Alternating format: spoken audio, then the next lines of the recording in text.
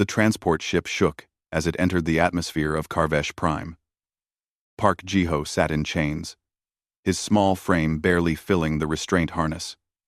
Around him, massive alien prisoners growled and hissed.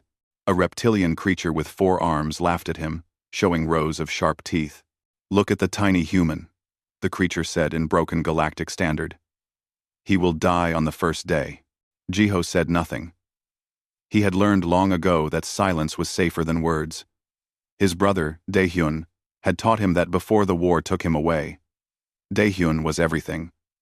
Jiho was not tall, strong, confident. A marine who could fight anyone and win. Jiho was just an engineer who got caught helping the wrong people. The ship landed with a heavy thud. Guards in black armor pulled the prisoners out one by one. When they reached Jiho, one guard actually laughed. "Did they send us a child by mistake?" the guard asked his partner. "Says here he's 28.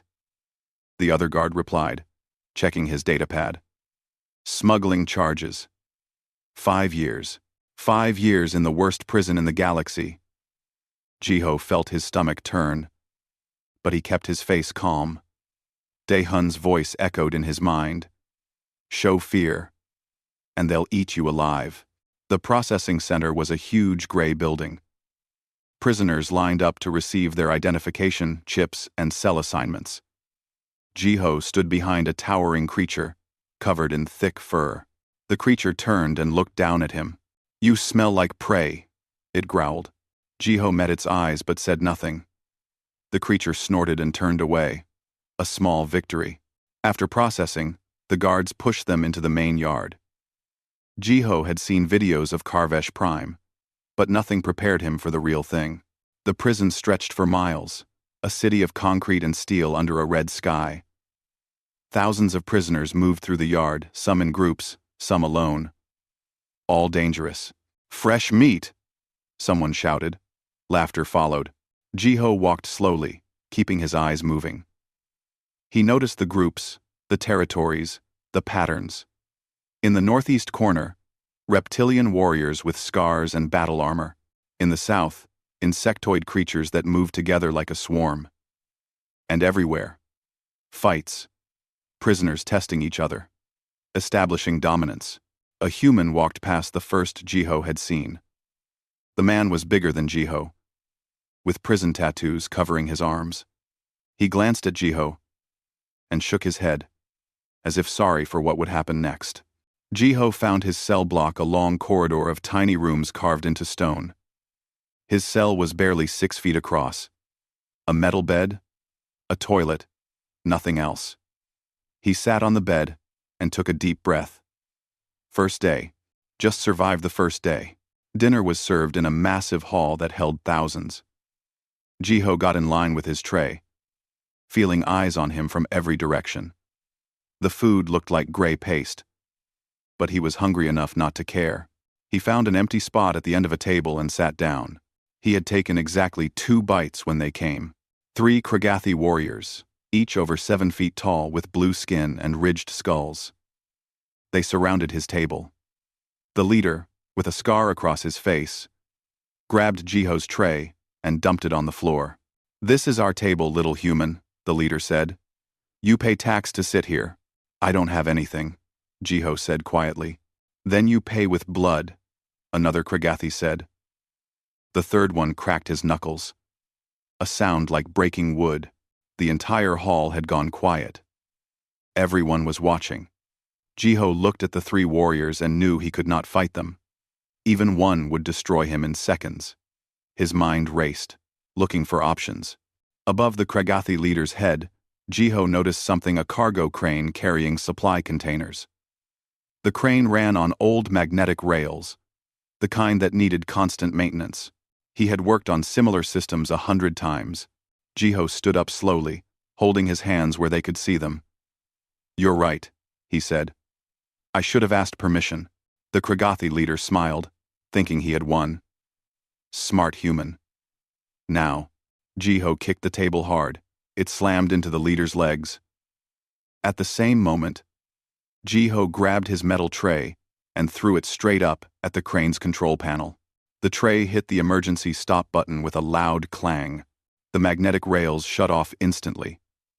The cargo container, weighing several tons, dropped straight down. The Kragathi barely had time to look up before it crashed on top of them, with a sound like thunder. Alarms blared. Dust filled the air. Guards came running. Jiho was already walking away, his heart pounding. He didn't look back. He heard screaming and shouting behind him, but he kept moving. By the time the guards sorted everything out, Jiho was back in his cell block, blending in with other prisoners. That night, lying on his metal bed, Jiho allowed himself a small smile. The Kragathi would survive. The container had hit them, but not crushed them completely. They would think twice before bothering him again. In the shadows of the upper levels, someone else was smiling too. Warlord Thrakos stood at his window, looking down at the prison yard. He had watched the entire incident. His yellow eyes gleamed in the darkness. "Bring me information about that human," he told his assistant. "The small one who made the cargo fall." "Yes, Warlord," the assistant replied. "His name is Park Jiho." "Park Jiho," Thrakos repeated slowly. "Clever. Very clever." The warlord turned away from the window.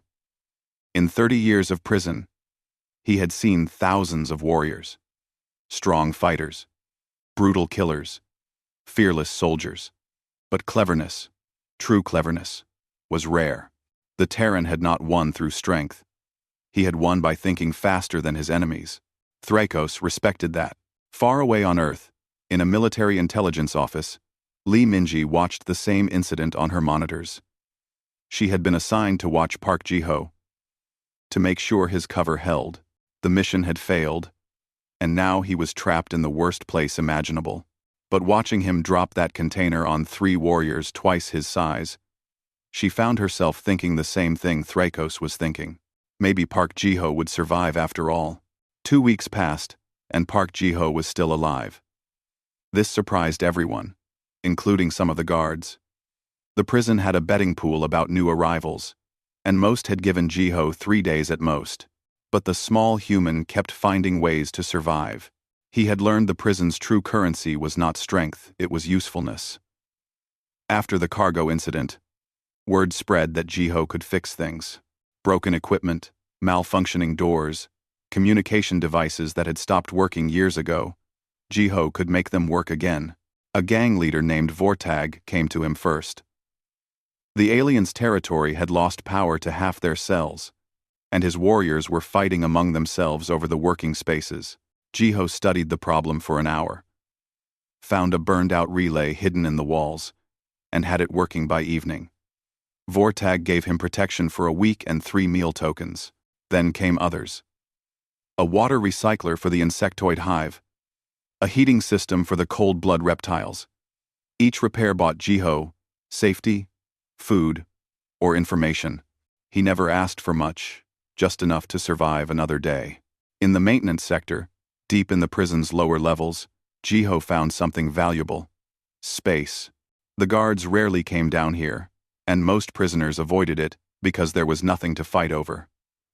Jiho claimed a small workshop near the main power junction. He cleaned it, organized the tools, and made it his base. One morning, another human appeared at his workshop door. The man was older than Jiho, maybe 40, with burn scars on his arms and a cautious way of moving that suggested military training. "You're Park Jiho." "I am," Jiho replied, not looking up from the circuit board he was repairing.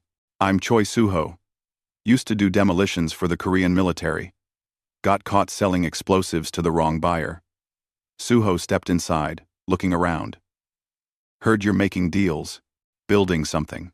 Just trying to stay alive," Jiho said. "Smart," Suho said. "Mind if I stay? I can help. I know these systems too. Military training covers a lot." Jiho finally looked up. He studied Suho's face, looking for lies or hidden intentions. He saw only tiredness and hope. "You can stay," Jiho said, "but we follow rules. No violence in this space, no stealing from each other. We help anyone who pays fairly." No matter what species. Suho nodded. Fair enough. They worked together for several days before Suho asked the question Jiho had been waiting for. Why aren't you scared? Suho said. You're smaller than most humans here. And humans are already the smallest species in this place. Everyone should be trying to kill you. Jiho put down his tools. My brother Daehyun was a Marine. Big guy. Strong. Fearless. When we were kids, he got in fights all the time. Won most of them too. He paused, remembering. One day, some older kids jumped him 5 against 1. I thought they'd kill him. But Daehyun didn't try to fight them all at once. He positioned himself near a fence, made them come at him one at a time, grabbed the first kid and used him as a shield, tripped the second into the third. By the time it was over, they ran away, and Daehyun barely got hit. He taught you that? Suho asked. He taught me that humans don't win by being strongest. We win by being smartest. We use everything around us. We think ahead. Jiho returned to his work. That's the Terran way. Their sanctuary grew. A female prisoner named Kim Yuna started visiting. She worked in the medical section and had access to supplies. She traded medicine for repairs, and soon she was sending other prisoners to them. Their neutral zone became known throughout the prison, a place where deals could be made safely. But success brought attention. Gorthon was the fight master, a 4-armed beast from a heavy-gravity world. He ran the gladiator fights that the warden allowed for entertainment. Prisoners fought for extra rations, better cells, and glory. Gorthon took a cut of all bets and had grown rich by prison standards. He came to the workshop with 6 guards behind him. You are Park Jiho, Gorthon said in a voice like grinding stones. I am, Jiho said, standing slowly. Suho moved to his side. You will fight in my arena tomorrow. The crowd wants to see the clever human bleed. I'm not a fighter, Jiho said. You made 3 Kragathi warriors look like fools. That makes you a fighter. Gorthon smiled, showing teeth like broken glass. If you refuse, I will break every bone in your friend's body. Then, I will break yours. Then, you will fight anyway, but with broken bones. Suho tensed, ready to move, but Jiho touched his arm. I'll fight, Jiho said quietly. Gorthon laughed and left. The moment he was gone, Suho grabbed Jiho's shoulder. You can't fight that thing. It'll kill you in seconds. Probably, Jiho agreed. He walked to his workbench and pulled out a datapad. So, I need to make sure I don't fight him. That night, Jiho studied every recording he could find of arena fights. He watched how Gorthon moved, where he stood, how he attacked. But more importantly, he watched the arena itself, the structure, the systems, the old equipment that had been installed decades ago and barely maintained. The next day, hundreds of prisoners gathered around the fighting pit. Guards stood at the edges, weapons ready in case of riots. Gorthon entered, to cheers and roars. Then Jiho walked in, looking even smaller than usual in the huge space. The crowd laughed. Someone threw food at him. Jiho ignored it all. His eyes moved across the arena, checking the details he had memorized. The light rig overhead, held by old cables. The floor panels, some loose from years of impacts. The support columns, cracked and repaired, poorly. Ready to die, human? Gorthon asked. Ready, Jiho said. The fight began. Gorthon charged immediately, all 4 arms reaching. Jiho ran not away, but toward the nearest support column. Gorthon followed, exactly as Jiho had hoped. At the last second, Jiho slid between the column and the wall, a gap too small for Gorthon's bulk. Gorthon's momentum carried him forward. He hit the column with tremendous force. The column cracked. Jiho was already moving, running toward the center of the arena. He grabbed a loose floor panel and pulled. The panel came up, revealing old wiring. Gorthon roared and charged again. Jiho waited until the last possible moment, then jumped aside. Gorthon's foot came down on the exposed wiring. Sparks flew. The fight master jerked and stumbled. The crowd was no longer laughing. Jiho kept moving, kept thinking. He led Gorthon on a chase through the arena, making the larger fighter hit weak points, step on loose panels, crash into old equipment. Every impact weakened the structure more. The light rig swayed overhead. Finally, Jiho ran directly under the lights. Gorthon followed, screaming in rage. Jiho kicked a power junction he had spotted earlier. The lights went out for exactly 3 seconds as backup power engaged.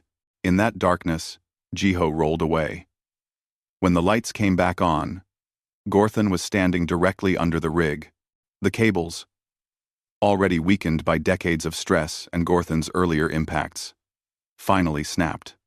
The entire light assembly came crashing down. Gorthon looked up too late. Metal and glass buried him. Silence filled the arena. Then the floor beneath Gorthon gave way. The Fight Master fell into the maintenance pit below with a final, echoing crash. Jiho stood alone in the center, breathing hard, completely untouched. The crowd erupted. Some cheered. Some shouted in anger. But in the upper seats, Warlord Thrakos stood slowly, his yellow eyes fixed on the small human who had just defeated the prison's champion without throwing a single punch. "Bring him to me," Thrakos commanded. The eastern territory of Karvesh Prime belonged to Warlord Thrakos. His domain was different from the rest of the prison. The walls were clean. The rules were clear. Violence was allowed, but only with purpose. Random cruelty was punished swiftly. 2 guards escorted Park Jiho through the territory's entrance. Prisoners watched him pass, their eyes filled with curiosity and respect. The small human who had beaten Gorthon was now something of a legend. Some whispered that he had magic. Others said he was a ghost who could not be touched. Jiho knew the truth was simpler and more dangerous. He had gotten lucky, and luck ran out. The guards brought him to a large hall carved from the prison's original rock. Inside, Warlord Thrakos sat on a throne made from scrap metal and salvaged ship parts. He was massive, nearly 9 feet tall, with scales that shimmered between green and gold. His eyes were the yellow of old Earth's sun, and they saw everything. Around him stood his advisors and warriors. Jiho recognized some species, but others were new to him. All of them looked capable of tearing him apart. "Park Jiho," Thrakos said. His voice was deep and measured. "The human who fights without fighting." "Warlord," Jiho said, bowing his head slightly. "Respect cost nothing." "Do you know why I rule this territory?" Thrakos asked. "Because you're the strongest," Jiho replied. "Wrong." Thrakos leaned forward.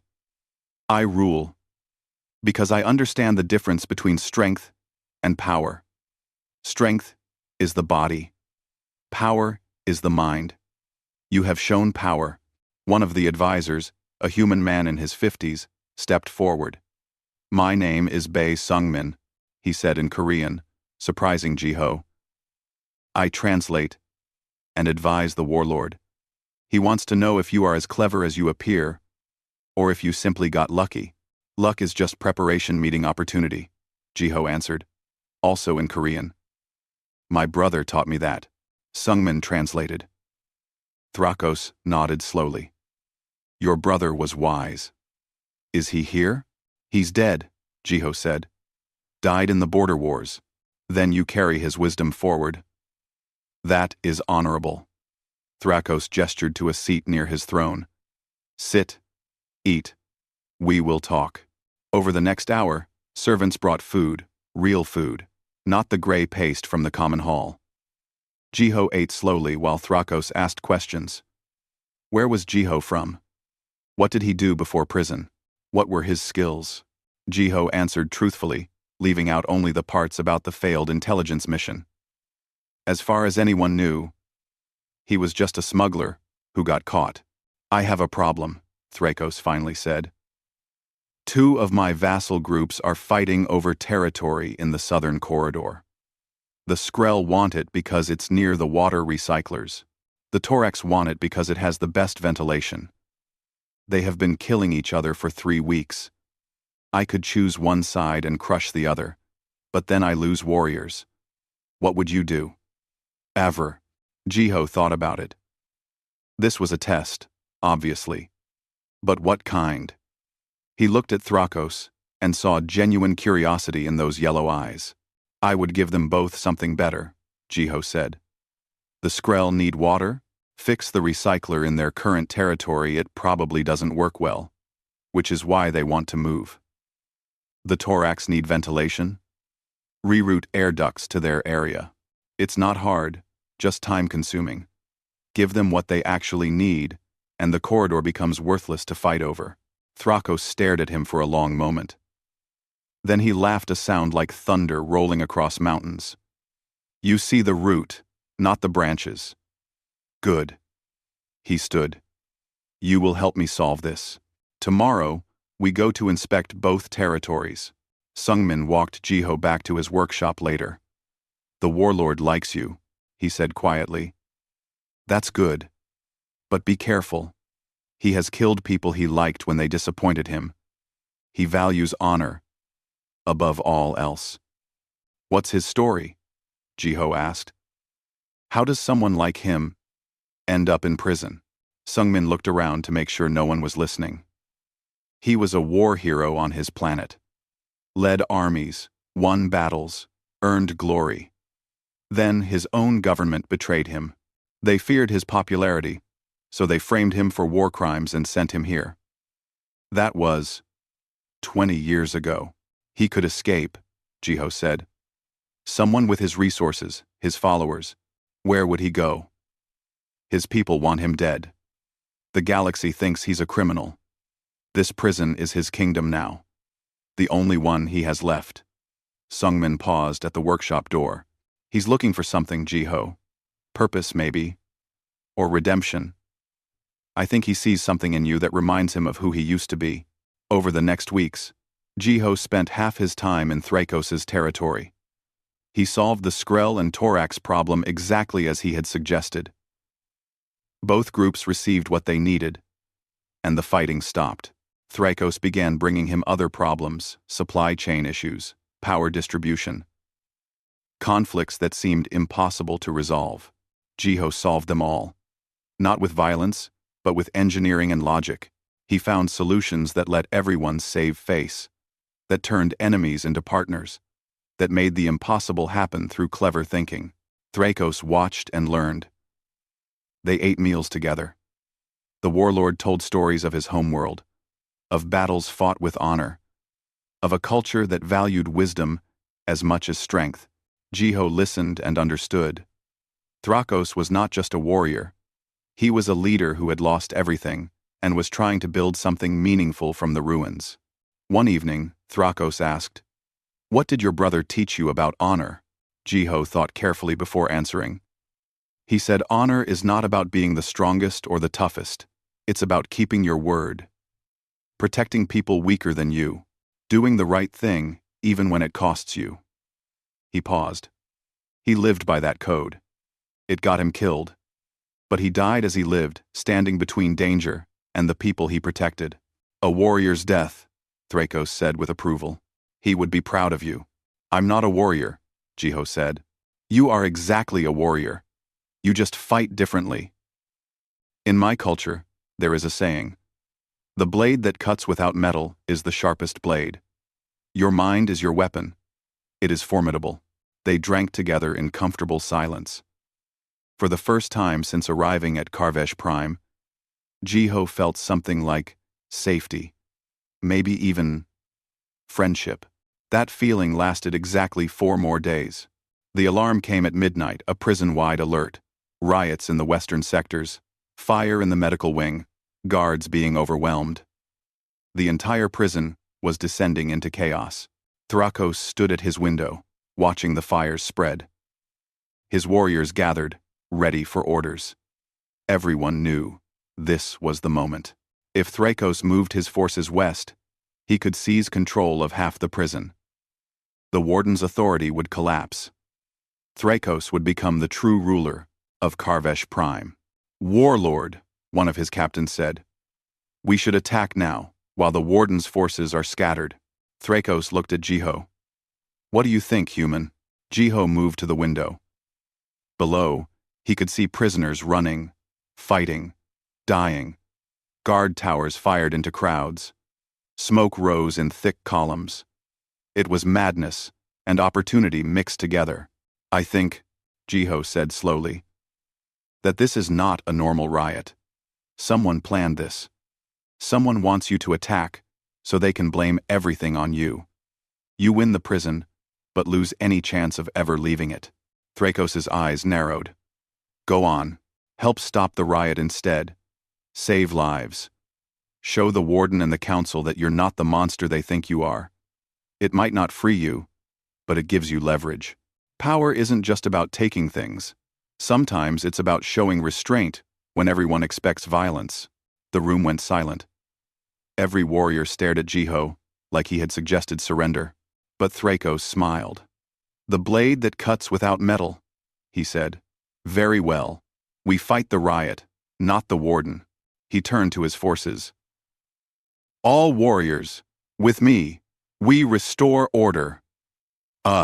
They moved out into the chaos, together the warlord and his followers, with a small human engineer running beside them, heading toward the fire instead of away from it. In his office, Governor Narseth watched them on monitors and cursed. His carefully planned trap was failing. The human had ruined everything. Again, the medical wing was burning. Smoke poured through corridors as prisoners and guards fought in the chaos. Kim Yuna was trapped inside with dozens of patients who could not move on their own.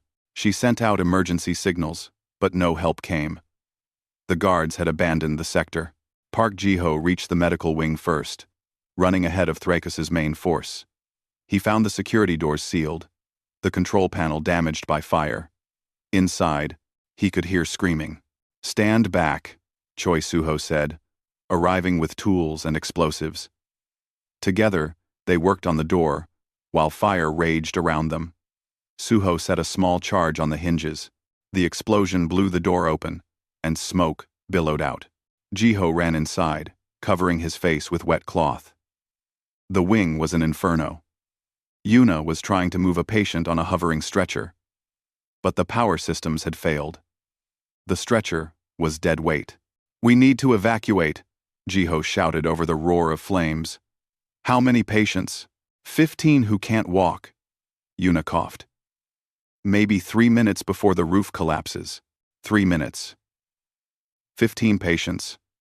No power. No time. Jiho's mind raced through possibilities.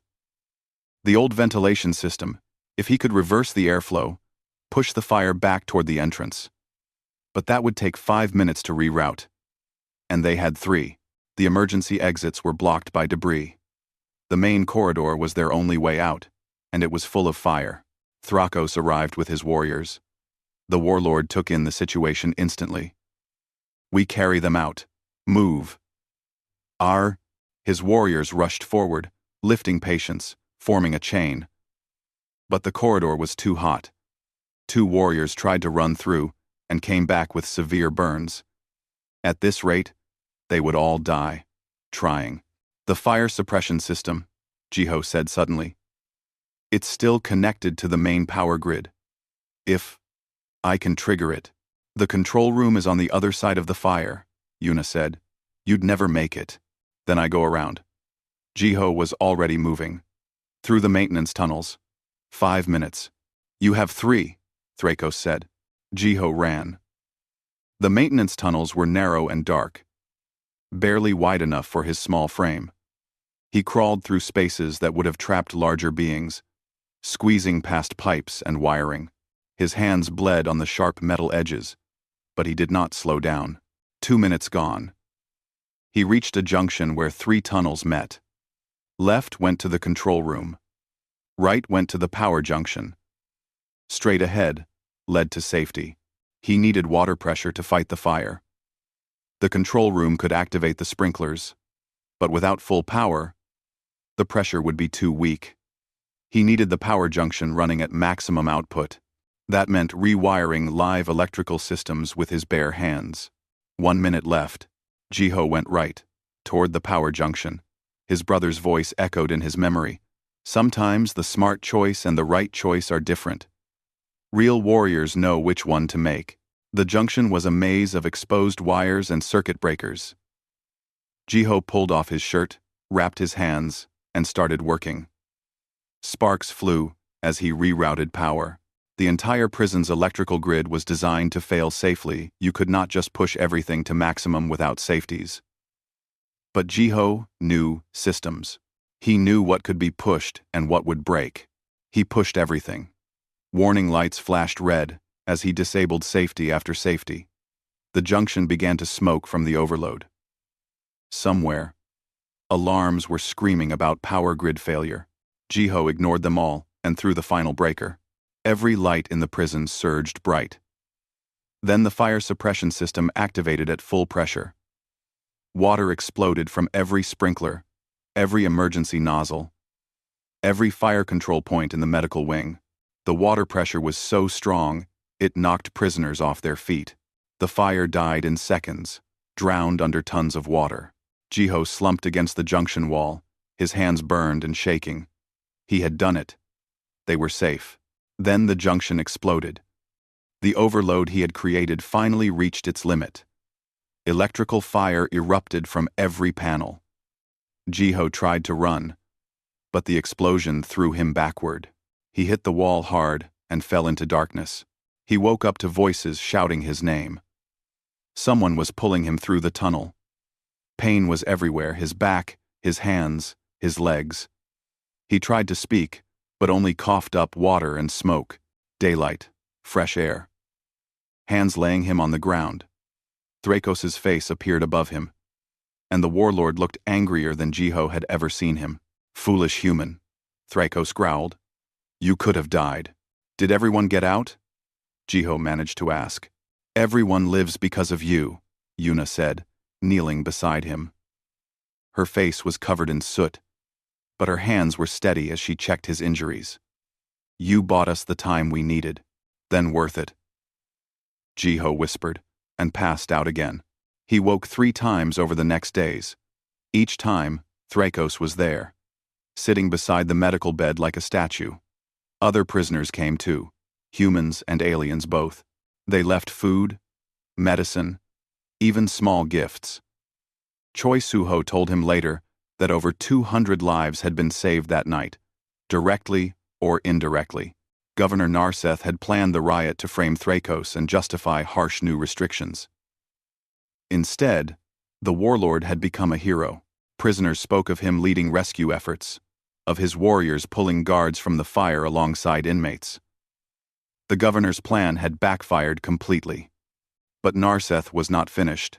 On the 4th day, as Jiho was finally recovering, a new prisoner arrived. A human named Han Jiwoo. Jiwoo was tall and moved with military precision. He found Jiho in the medical wing and spoke quietly in Korean. I'm with Terran Special Forces, Jiwoo said. I'm here to get you out. Your cover mission failed. But Earth hasn't forgotten you. We have an extraction plan. Jiho stared at him. How did you get in? Volunteered for prisoner transfer. Took 3 months to arrange. Jiwoo glanced around to make sure no one was listening. We have 2 weeks. There's a supply ship that can be diverted, but you need to be ready to move, and we need to be careful. The governor has eyes everywhere. What about the others? Jiho asked. Suho, Yuna, the humans in my territory?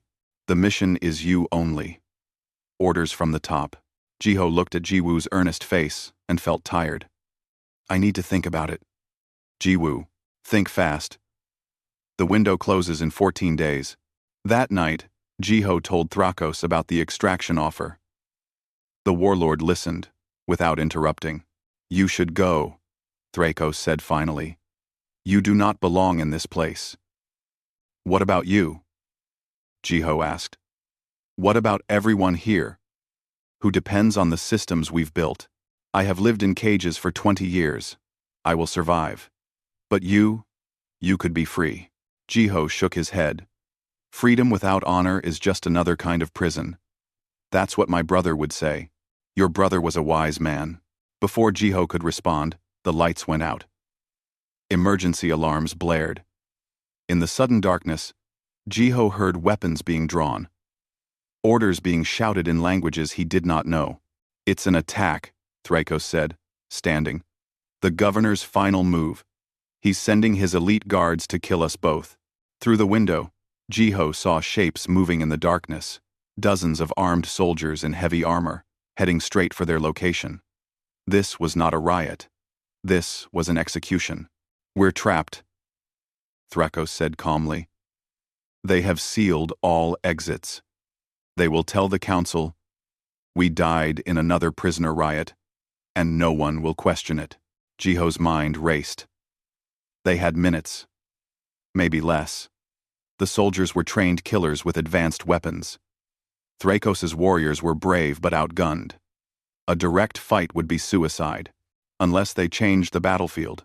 "I have an idea," Jiho said, "but you're going to hate it. Tell me quickly," Jiho told him. Thrakos listened and smiled, showing all his teeth. "You are right. I hate it. But I respect it. Let us begin." They had 3 minutes to prepare for the fight that would decide everything. Park Jiho's plan was simple and terrible. The Eastern Territory had one advantage. Jiho had been maintaining its systems for weeks. He knew every wire, every pipe, every structural weakness, and he knew how to turn a fortress into a trap. "We're not fighting them," Jiho explained, as he and Choi Suho worked frantically on the control panels. "We're making them fight the building." The governor's elite soldiers advanced in formation, their armor gleaming in the emergency lights. There were 40 of them, equipped with plasma rifles and shock batons. Against Thrakos' 20 warriors, the outcome was certain, until the floor began to shake. Jiho had rerouted all power to the gravity generators beneath the Eastern Territory. With a few commands, he could make sections of floor feel 10 times heavier, or nearly weightless. The soldiers stumbled, their formations breaking as gravity fluctuated wildly beneath them. "Now," Thrakos commanded. His warriors attacked, not in a straight fight, but from above and below. They used the chaos Jiho created, striking fast and vanishing through passages only they knew. But the soldiers adapted quickly. Their commander, a cold-eyed woman named Captain Revik, organized her troops into defensive squares. They would advance slowly, maintaining cohesion. Eventually, they would reach Thrakos' throne room, and no amount of tricks would save them then. Jiho sat in his makeshift command center, a storage room filled with monitors and control panels. Han Jiwoo had joined him, using his military training to coordinate defensive positions. Kim Yuna was treating wounded warriors as they fell back. Bae Sungmin was translating orders between different alien species who spoke no common language. "We're losing," Jiwoo said quietly. "Even with your tricks, they're too well trained. 10 more minutes, and they'll break through." Jiho knew he was right. His eyes moved across the monitors, looking for something, anything. Then, he saw a weakness he had noticed weeks ago, but never mentioned, because it was too dangerous. The entire Eastern Territory sat above the prison's main water reservoir. The reservoir was held in place by walls, built 50 years ago, from cheap materials. Jiho had seen the stress fractures when he was fixing the pipes. One good hit in the right place, and those walls would fail. If that happened, millions of gallons of water would flood through the lower levels. Everything in its path would be swept away, including them. "There's a way," Jiho said slowly. "But people will die. Maybe us." Thrakos appeared in the doorway, blood on his armor. "Tell me," Jiho explained. The warlord listened, his face unreadable. When Jiho finished, Thrakos was quiet for a long moment. "You would risk everyone here, my warriors, your friends, yourself for a chance to stop them?" Thrakos asked. "I'm risking us to save us," Jiho replied. "If we do nothing, we die anyway. This way, we have a chance." "How much time to evacuate?" 2 minutes, maybe less. Thrakos nodded once. "Then we trust the clever Terran one more time." He turned to his warriors. "Evacuation. All forces to the upper levels. Move now. The warriors scattered, grabbing wounded comrades and running for higher ground. Yuna and Sungmin went with them. Jiwoo hesitated. Looking at Jiho. You're going to trigger it manually, aren't you? Jiwoo asked. From down here. The controls are fried, Jiho said. Someone has to stay. And do it by hand. Then I'll stay. You evacuate. You don't know the systems well enough. It has to be me. Jiho met his fellow human's eyes.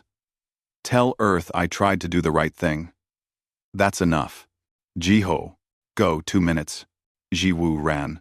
Thrakos remained, standing in the doorway like a mountain. You should leave too, Jiho said, working on the panel. I do not leave warriors behind. I'm not a warrior. I'm an engineer. You are my brother, Thrakos said simply. And I do not leave brothers behind. Before Jiho could argue, plasma fire lit up the corridor. The soldiers had breached the last defensive line. They were seconds away. Jiho pulled 3 wires loose and twisted them together. Sparks flew. The panel began smoking. In the reservoir below, explosive charges he had set during their preparation began their countdown. 30 seconds. Now we run, Jiho said. They ran together through corridors filling with soldiers. Plasma bolts sizzled past them. Jiho's burns reopened, and fresh blood soaked through his bandages. Thrakos was hit twice, but kept moving, his massive body shielding Jiho from the worst fire. 15 seconds. They reached a stairwell. Soldiers above and below. No way through. Thrakos grabbed Jiho and threw him upward with tremendous strength. Jiho sailed over the soldiers' heads and crashed onto the upper landing. Thrakos followed, leaping impossibly high for something so large. 5 seconds. They burst through a doorway into the upper territory. Thrakos's warriors pulled them forward. Everyone was running now, soldiers and prisoners alike, all sensing something terrible about to happen. 0. The reservoir walls exploded. Water erupted through the lower levels like a tsunami. The sound was deafening, millions of gallons finding freedom all at once. The entire eastern territory shook. Corridors flooded in seconds. The soldiers who had been chasing them were swept away, their screams lost in the roar of water. The flood reached the main yard and spread out, losing power. When it finally stopped, half the prison was knee-deep in water, and the eastern territory's lower sections were completely submerged. Jiho collapsed against a wall, unable to stand. Everything hurt. He had pushed his injured body too far. Thrakos knelt beside him, checking his wounds. You saved us, the warlord said. Again, did everyone evacuate? Jiho managed to ask. All my warriors. Most of the soldiers too, they ran when the water started coming. You tried to save even our enemies. Thrakos's yellow eyes were intense. That is true honor. Over the next days, chaos gave way to order. The Galactic Council sent investigators to find out what had happened. Lee Minji arrived with them, her official credentials allowing her access to the prison. She found Jiho in medical, barely conscious but alive. The mission went sideways, she told him quietly. But you did good work here. The investigators found evidence of Governor Narseth's corruption, the rigged riot, the assassination attempt. Everything. He's been arrested. The warden system here is being reformed. What about Thrakos? Jiho asked. His case is being reviewed. New evidence suggests his original conviction was politically motivated. He might actually get out. She paused. You too. Your sentence is being commuted, time served, plus recognition for saving lives. You're free, Jiho. Free. The word felt strange. Jiho had been in Karvesh Prime for months, but it felt like years. The world outside seemed distant and unreal. I need to see Thrakos first, he said. They brought him to the Warlord's holding area. Thrakos was in chains, but he smiled when Jiho entered. The human survives again, Thrakos said. I should not be surprised. They're reviewing your case, Jiho told him. There's a chance. I know. But even if I go free, where do I go? My world still wants me dead. I am a warrior without a war, a leader without people. He paused. What will you do? Park Ji-ho. I don't know yet. Ji-ho admitted. Earth is home. But after this. He shook his head. Everything's different now. Thrakos stood, his chains rattling. Then I have a request. When my trial concludes, I plan to return to my homeworld. Not to hide, but to challenge the corruption that put me here, to restore honor to my people's government. His eyes locked with Ji-ho's. I need someone I trust by my side. Someone clever enough to navigate politics, brave enough to stand in danger, honest enough to tell me when I am wrong. You're asking me to help you start a revolution, Ji-ho said. I am asking my brother to stand with me. Ji-ho thought of Earth, of his old life, of safety and comfort. Then, he thought of Dae-hyun, of the brother who had taught him that honor mattered more than ease. I'll need to bring some people, Ji-ho said. Suho. Maybe Jiwoo.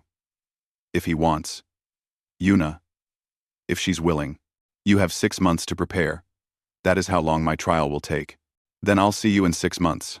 On his final day at Karvesh Prime, the entire Eastern Territory gathered in what had been Thrakos' throne room, prisoners from every species. Humans and aliens, standing together. Thrakos stood before them all, and for once, he looked uncertain. I am not good with words, he began. I am a warrior, but my people have traditions, and today, I follow one of the oldest. He drew a blade from his belt and cut his palm. Green blood welled up. Park Ji-ho, come forward. Ji-ho approached. Thrakos handed him the blade. In my culture, Thrakos said loudly so everyone could hear, we have a bond called Korthok, battle brother. It is reserved for warriors who have shed blood together, who have trusted each other with their lives, who have proven their honor beyond question. He held out his bleeding palm. Will you accept this bond? Ji-ho understood what was being offered. Not just friendship, but family. The closest thing to blood relation in Thrakos' culture. He cut his own palm without hesitation and pressed it to Thrakos'. Human, red, and alien green mixed together. I accept, Ji-ho said. The room erupted in cheers from 100 different species. Thrakos pulled Ji-ho into an embrace that nearly crushed him. They laughed at you when you arrived, Thrakos said quietly, so only Ji-ho could hear. They saw weakness where I saw the fiercest warrior I have known. You fight with mind and heart weapons sharper than any blade. You are my brother. Now and forever. 3 months later, Ji-ho stood on a transport ship leaving Karvesh Prime. Choi Suho sat beside him, and Han Ji-woo was in the pilot's seat. Kim Yuna had chosen to stay at the prison, working to improve its medical systems from the inside. Bae Sungmin had gone with Thrakos, who had been released after evidence cleared his name. Ji-ho's datapad chimed. A message from Thrakos. Preparations are underway. My homeworld resists change, but we will prevail. Come when you are ready, brother. We have much work ahead. Ji-ho smiled and looked out the viewport at the stars. Park Ji-ho had been the smallest human in a galaxy of giants. Everyone had laughed at him. Everyone had thought he would die on the first day. But he had learned what his brother Dae-hyun always knew. Humans did not survive by being the strongest, or the biggest, or the most fearsome. They survived by being clever, by adapting, by finding solutions no one else could see, by refusing to break, no matter how hard the universe pushed. That was the Terran way. That was what made humanity special. And now, with a warlord calling him brother and a revolution waiting to be won, Park Ji-ho was ready to show the galaxy what a small human could really do. He touched the scar on his palm, the mark of Korthok, and thought of his brother's words one final time. Show them that being small just means they'll never see you coming. The stars stretched ahead, full of challenges and dangers and possibilities. Ji-ho was no longer afraid. He had survived the worst prison in the galaxy. He had earned the respect of warriors and the friendship of a warlord. He had proven that size did not matter when you had courage, intelligence, and honor. The small Terran was heading home, but not for long. Soon, he would return to the stars, not as a prisoner, but as a warrior fighting for something worth believing in, and the galaxy would learn to respect him, just as Karvesh Prime had. Not because he was big or strong, but because he was unbreakable.